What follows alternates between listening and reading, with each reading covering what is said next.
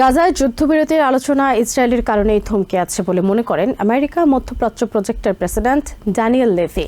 মঙ্গলবার আল জাজিরাকে তিনি আরও বলেন, গাজায় ইসরায়েলের হত্যাযজ্ঞে এআই নির্ভর ড্রোন নতুন মাত্রা এনেছে। আমেরিকার সমর্থনেই ইসরায়েল হত্যাকাণ্ডের ধরন পাল্টাচ্ছে বলে মনে করেন ইসরায়েল সরকারের সাবেক এই উপদেষ্টা। এদিকে গাজায় যুদ্ধবিরতি নিয়ে আলোচনা চলছে বলে জানান মধ্যস্থতাকারী কাতারের পররাষ্ট্র মন্ত্রণালয়ের মুখপাত্র মাজিদ আল আনসারি।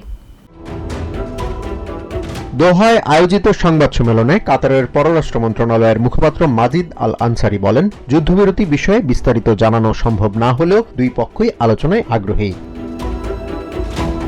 এদিকে গাজায় যুদ্ধবিরতি নিয়ে পশ্চিমা দেশগুলোর সাথে আরব দেশগুলোর আলোচনা ইসরায়েলের কারণেই থমকে আছে বলে জানান আমেরিকা মধ্যপ্রাচ্য প্রজেক্টের প্রেসিডেন্ট ড্যানিয়েল লেভি। তিনি বলেন, গাজায় সত্যিকারের যুদ্ধবিরতি কার্যকরে ইসরায়েলের রাজনৈতিক উদ্যোগ নেই। গাজায় ইসরায়েলের হত্যাযজ্ঞে এআই নির্ভর ড্রোন নতুন মাত্রা এনেছে দাবি করে লেভি বলেন, এতদিন আইডিএফ সেনারা যে ধরনের হত্যাযজ্ঞ চালিয়েছে তার দায়িত্ব ডেটা ভিত্তিক এআইয়ের হাতে দেয়া হয়েছে। এ ধরনের মানবতা বিরোধী অবস্থানের পরও আমেরিকার সমর্থনে ইসরায়েল আগ্রাসন চালিয়ে যাচ্ছে বলে মনে করেন তিনি। ইসরায়েলের গুরুত্বপূর্ণ সরকারি কর্মকর্তা থেকে শুরু করে রাজনৈতিক নেতারা গাজায় হত্যাকাণ্ড চালানোর প্রচারে ব্যস্ত সময় পার করছেন বলে জানান ইসরায়েল সরকারের সাবেক উপদেষ্টা। তিনি বলেন, তেল আভিভ কেন্দ্রিক বেশিরভাগ সংবাদ মাধ্যম গাজায় নিরীহ মানুষের উপর হত্যাকাণ্ড চালানোর পক্ষে অবস্থান নিয়েছে। ইসরায়েল রাষ্ট্রের শুরু থেকেই প্যালেস্টিনিয়ানদের ভূমি থেকে উৎখাতে যে ধরনের ষড়যন্ত্র চলছিল, এখন তারই সবচেয়ে ভয়ানক পর্যায়ে চলছে বলে জানান ড্যানিয়েল লেভি।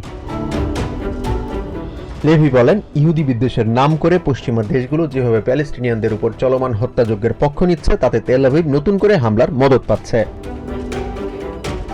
লেবাননে যুদ্ধবিরতি কার্যকর হলেও গাজা বিষয়ে ইসরায়েল কোনো কিছুই ভাবে না বলে জানান লেভি।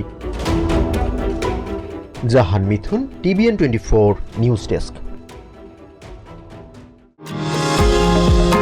নিউ ইয়র্ক থেকে সম্প্রচারিত টিভিএন 24 টেলিভিশন বিশ্বজুড়ে বাঙালির কণ্ঠস্বর।